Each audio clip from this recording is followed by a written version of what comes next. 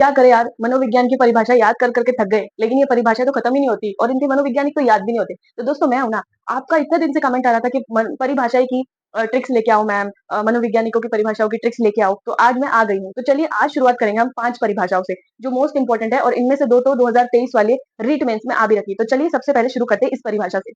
अधिगम के अंतर्गत वातावरणीय आवश्यकताओं की पूर्ति के लिए व्यवहार में आए समस्त परिमार्जन समाहित रहते हैं। ये जो परिभाषा दी है, ये दी है गार्डनर मर्फी ने।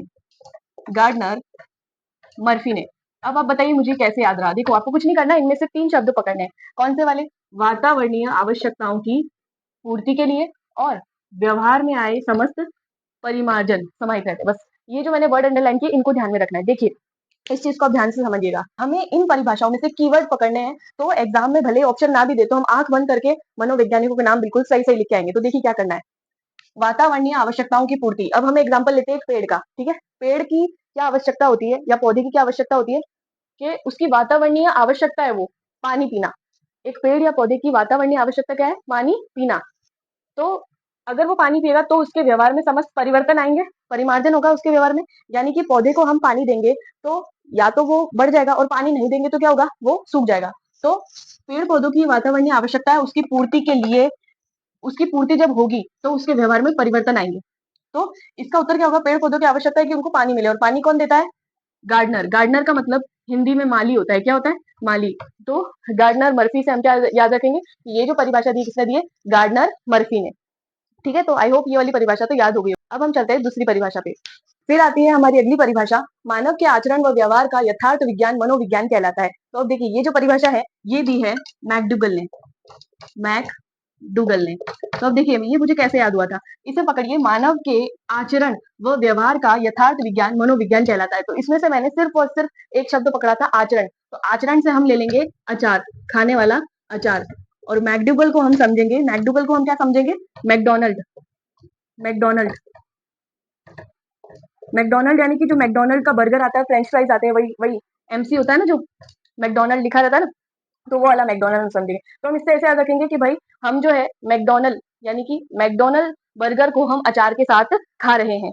यानी मानव जो है वो मैकडोनल्ड वाले बर्गर को अचार के साथ खाता है। तो इसी तरीके से मुझे ये याद हुए थे। अब दोस्तों आपको ये फनी भी लग रहा होगा, या फिर आपको ये अजीब भी लग रहा होगा, लेकिन क्या करें, ये जो मनोवैज्ञानिकों की परिभाषा है, ये याद होती नहीं है। आपको एक बार याद हो जाएगी, लेकिन जब आप एग्जाम में जाओगे ना, आप ऑप्शन देख के ऑलरेडी कंफ्यूज हो जाओगे। इसलिए ये ट्रिक अपनानी पड़ती है।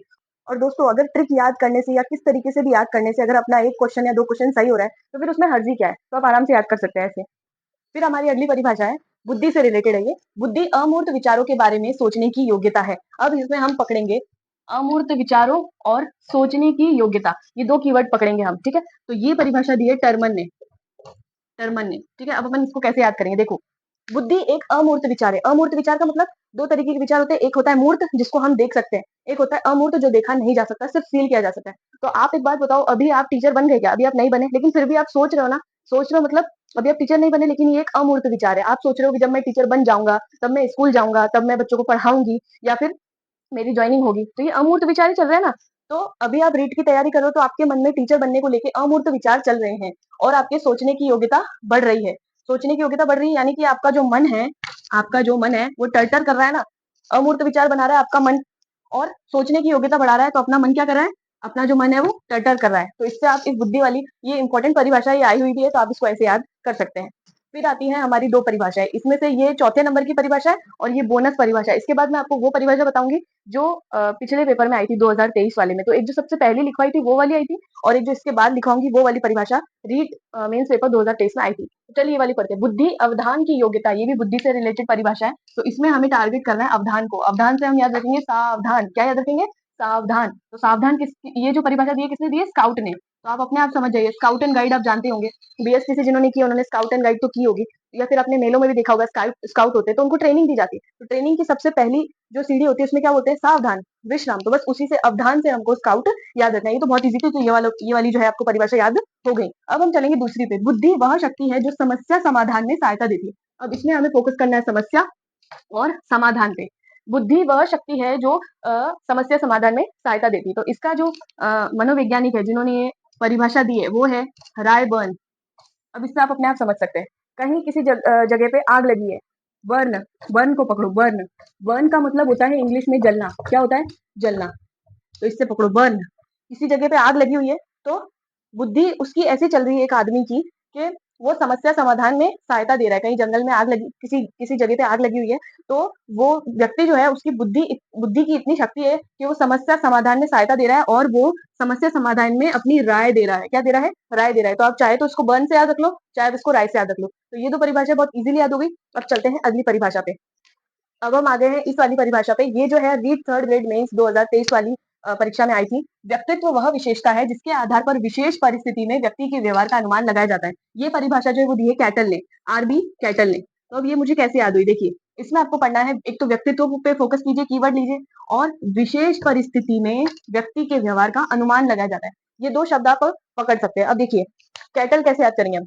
व्यक्तित्व को इंग्लिश में बोलते हैं पर्सनैलिटी। ठीक है, क्या बोलते हैं? पर्सनैलिटी। तो अब आप इसको ऐसे समझिए कि किसी लड़की का व्यक्तित्व ऐसा, यानी पर्सनैलिटी ऐसी है कि वो विशेष परिस्थिति में, विशेष परिस्थिति यानी कि कोई फंक्शन है, भाई नॉर्मल जो लाइफ चल रही है उसमें विशेष परिस्थिति क्या होगी? रोज हम स्कूल से घर से स्कूल जाते हैं, लेकिन कभी कोई शादी होती है, कोई फंक्शन होता है, वो एक विशेष परिस्थिति है ना। तो विशेष परिस्थिति में उस लड़की की पर्सनैलिटी ऐसी है कि वो कैट वॉक करती है। क्या करती है?